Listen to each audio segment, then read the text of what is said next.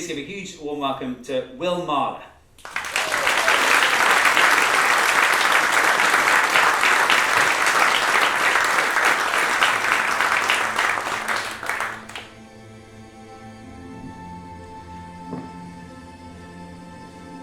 Bioich yn cacw, hana clochenshaw clywachach.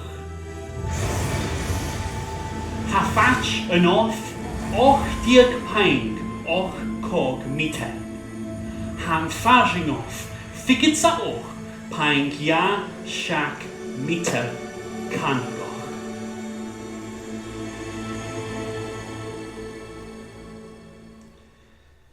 Hi, I'm Will. My pronouns are they, she, I'm an animator, and that magical spell you just heard is in the Scots Gaelic language, and it's from a video of mine about measuring stone circles as part of a YouTube series called Learn with Will.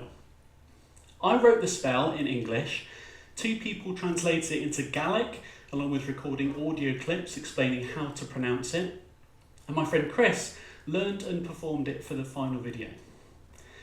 Now this whole endeavour raises one massive question. Why? Well, the answer to that lies here, at exactly 44 minutes and 8 seconds into the film Who Framed Roger Rabbit. Because like the character Eddie and the animation crew on that film, I was bumping the lamp. Who Framed Roger Rabbit came out in 1988, and it was a groundbreaking film because it showed animated characters interacting with the real world. The animators, like this guy here, would not only have had to draw 24 frames for every second of animation, but also do so to match the live action characters, props and settings. Now, it wasn't the first time that animation had entered the real world. One of the earliest examples is Mary Poppins from 1964. But if we put both of the films side by side, you can see there's one clear difference: the lighting.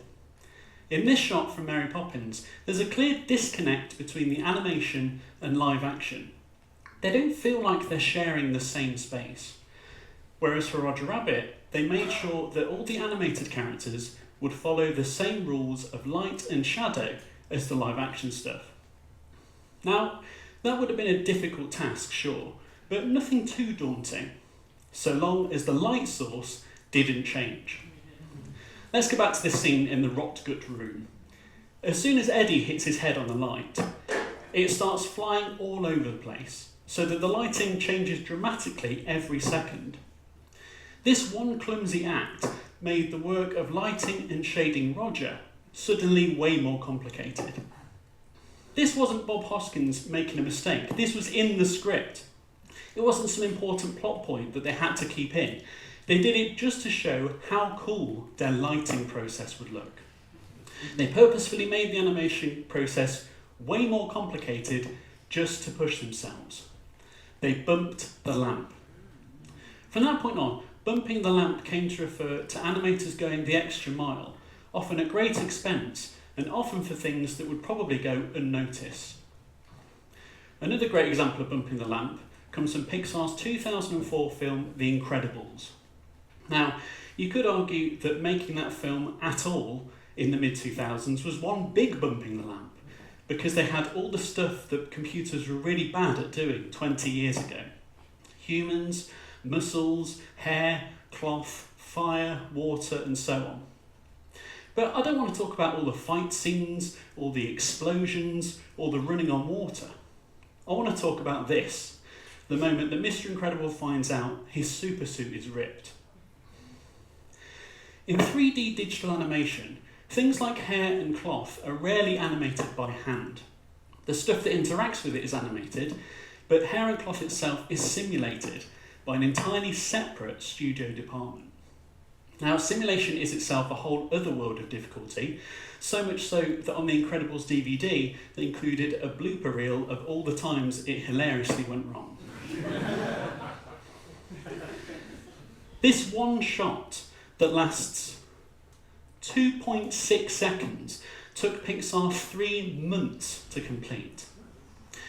It was so difficult for them that at one point they even considered cutting away to Mr. Incredible reacting and just suggesting the rip through sound instead. But they stuck at it and figured it out in the end. They bumped the lamp. Now, the funny thing is, this isn't rare at all. There are so many examples of bumping the lamp. From Pixar's short film Red's Dream, you can see this 50% off sign that took 5 days to animate by hand. In Wallace and Gromit, The Wrong Trousers, as Feathers McGraw shoots his revolver, you can see they even animated the cylinder of the back of the gun turning round. For Kubo and the Two Strings, animation supervisor Brad Schiff wore a kimono in his local swimming pool just to see how fabric moved underwater. In Toy Story 2, in the background of this shot, you can see that they animated a couple of kids playing a game of patty cake. It ends up actually getting quite violent. In Shark Tale, they animated this octopus pouring out coffee that dissipates in the water. Even animating him finding his cup completely empty.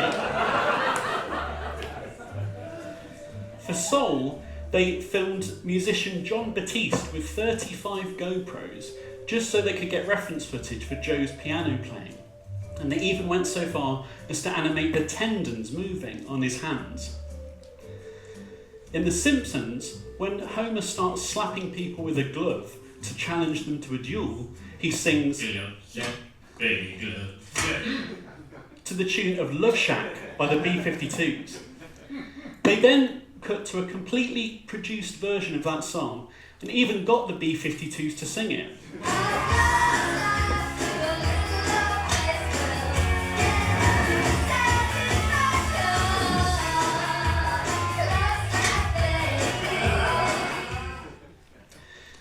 And the list goes on. Funnily enough, because animation is such a detailed and complicated way of telling a story, bumping the lamp becomes kind of inevitable. This is due partly to one universal truth in the world of animation. You don't get anything for free. Whether it's stickers on a flute case, items in a corner shop, things on a notice board, or just stuff in any room whatsoever. It all had to be created from scratch. Before you can bump the lamp, you first have to create the lamp. Now, this might seem very intimidating, but it is also very enticing. As Kurt Enderly, the art director of Leica's Box Trolls, puts it, how often do you get to create everything? That's an incredible sense of power. And it's a power that I love to wield in my own work too. I'm working on a Learn with Will video about speed and acceleration that will be a parody of Wacky Races. And one of the vehicles will be driven by these two, Zorg and Zalga. Now, when I was creating these characters, I thought to myself, what would their language look like? Well, you might have noticed that they both have 2 hands of 3 digits each. So, starting with a 3x3 grid, I imagine that every symbol in their language would be 2 sets of 3 dots connected together, 1 for each of their hands. How many ways can you make 2 networks of length 3 on a 3x3 grid? Suddenly my project shifted from character design to combinatorics. I posted my question in the Talking Maths in Public WhatsApp group, and the lamp bumping began. Colin writes some code and gets 286. Peter uses adjacency matrices and gets bounds of between 160 and 2160. At this point, important questions were raised. Can the lines cross? Is a subnetwork's position relevant? Does the node's connection order matter? Do you want to know how much of the video Zorg and Zalga are going to be in? This much. Back to the group. Kat passes the challenge on to her friend at the pub, who after 20 minutes of brute forcing gets 679. A recount gives 570. And a further recount gives 544. Billy locks in an answer of 552. Colin's new bit of code also gets 552. Peter uses a new approach, also getting 552. It looked like the magic answer had been found. How many symbols in Zorganzauger's language? 552. I posed the question at 10 a.m, and by 5 p.m, I had the full alphabet. How many mathematicians does it take to bump the lamp? I know what you're thinking. Is that a joke or another combinatorics problem? Whether it's crowdsourcing the generation of all 552 symbols in a made-up language, writing a Scots Gaelic spell about measuring stone circles, or designing a Parker square in ancient Mesopotamian bowl notation, that all-important question comes back. Why? To bump the lamp, yeah, okay, but why? Why do people like me bump the lamp? Why do we give ourselves extra work for the sake of little details that will probably go unnoticed? Well, this quote from Travis Knight really resonates with me. You animate because it's like a part of you has to do it. It sounds a bit corny, but the magic of animation feels ingrained in my soul. I was born exactly 8 years to the day that The Simpsons was first shown. My earliest memory is of my 3rd birthday party, where I had a cape with Noddy all over it, the character. One of my first maths teachers was the Mexican gerbil, El Nombre. When I was 9, I distinctly remember my mum meeting us after a 12-hour nursing shift at the cinema so that we could all watch The Incredibles on the day it came out as a family. For my whole childhood, animation was there. It's in my blood.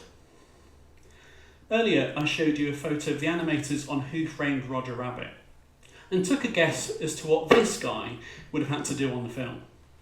Except I wasn't guessing.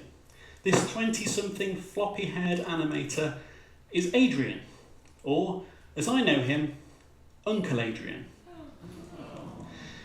Not only is animating part of my blood, but so is bumping the lamp. Thank you very much.